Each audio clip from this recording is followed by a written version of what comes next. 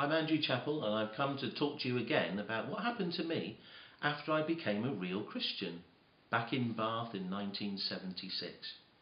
Well, I began as a primary school teacher in Perranporth Primary School.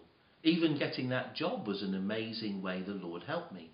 There were 3 of us interviewed for that particular post, and yet as I come down on the train, I was absolutely convinced that the Lord would be kind to me and give me the job. I had that inner certainty that you can't really explain other than it's an emotional feeling. Well, I did get the job. Many years later, one of the governors who interviewed me said the reason I got the job was at the end of the interview I made this statement: if you're a bit of a clown, the children will love you. And that's apparently why they gave me the job above the other 2. Anyway, I loved teaching in Perranporth Primary School. It was great fun and I had many happy times there. I used to do a lot of assemblies, used to do a lot of Sunday school work. I became a local preacher in the Methodist Church, and I was involved in a lot of church work. By the grace of God, I married my wife Anne, and then 3 years later, I began to feel a tremendous call out of teaching and into the Christian ministry. Well, eventually, over a period of time, I managed to get a job down at St Ives at 4 Street. It's a chapel that's built right down on the harbour. It's actually known locally as the Fisherman's Chapel because it was actually built by ladies and gentlemen carrying great boulders of granite and building it almost with their hands. Actually, underneath the floorboards in the chapel, you can actually find the sand. Amazing, isn't it, that a house of God would be built on sand when Jesus told us not to do that. But that's understandable, and it's a bit of a fun to think about that. One of the things that happened there while I was there really made a huge impact upon me. I had a second child, David, born while we were down in St Ives. When he was about 8 months old, we put him to bed one day and he had a cold. He just had an injection as well, his MMR injection actually. Overnight, David became seriously ill. We were woken, this is amazing because we're people who like to sleep in. We were woken up about 6 a.m. in the morning with a sense that something terrible was happening. We went in to see David and he was very, very, very poorly. Actually, we brought him into the bed to warm him up because he was so cold, and I laid him on my chest, and I remember saying to my wife, "David's dying, Anne. You must phone now, the hospital, the GP."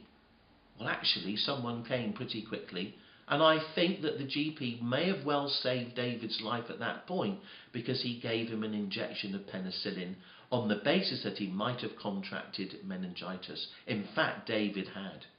He was in the ambulance on the way to Truro. They actually resuscitated him.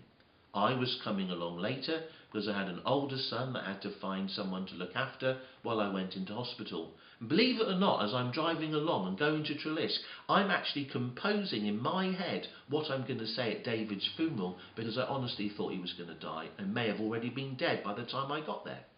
When I got to the hospital and saw my wife in quite distressing circumstances, we were told they'd actually resuscitated David. He spent many, many weeks in special intensive care. Eventually he came home, but it left David with very severe, profound and multiple learning difficulties, epilepsy and cerebral palsy. By the grace of God, David is now 19. It's amazing how he's been sustained.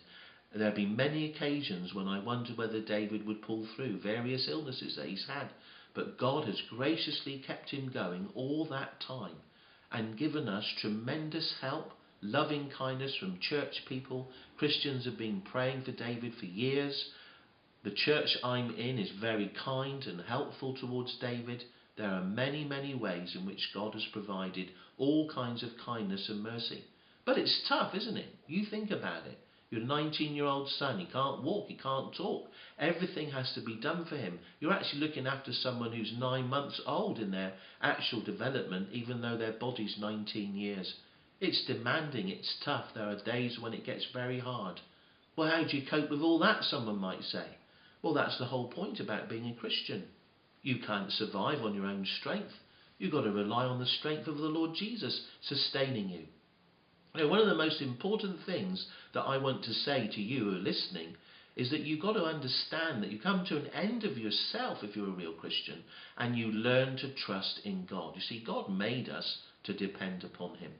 There are many other things that have happened to me over the years. I've had the privilege of going abroad and speaking to other people in other cultures about Jesus, in the West Indies, in Romania. One of the most amazing experiences was to preach in a chapel in Tolposh. This has never happened to me over here, by the way. At the end of my sermon, the pastor said, "That's not enough. You'll have to preach some more. The people want to hear more than that." Well, there you go. And I was actually interpreted for the first time in my life. That's an interesting experience, to talk and then have it translated into another language. There are many other things that have happened to me. But one of my joys is to tell people that they need to know Jesus Christ for themselves. What about you? Have you ever come to that point in your life where you realise you're lost? You're actually a sinner. God calls us all sinners, actually. We are very humble to admit that, but the best thing we can do is admit it, because it's true. We've all fallen short of the 10 Commandments. No one's ever kept them all their life except Jesus Christ. Well, when you realise you're lost and you're a sinner, that's the greatest opportunity you have to receive the wonderful love and grace and kindness of God. And if you turn to him with all your heart and trust him with all your heart and lean upon him and throw yourself upon his mercy, God can save you. Look, if he can save me, he can save you. I want you to become a real Christian. Why don't you trust the Lord even now as you're listening to this and really put your faith in him? That's why we're doing these stories. That's why I hope you've been listening to my story. It's not a story about me. It's a story about what God can do in people's lives. And he can do it in your life as well. Why don't you trust him even now? Thank you very much for listening to my story.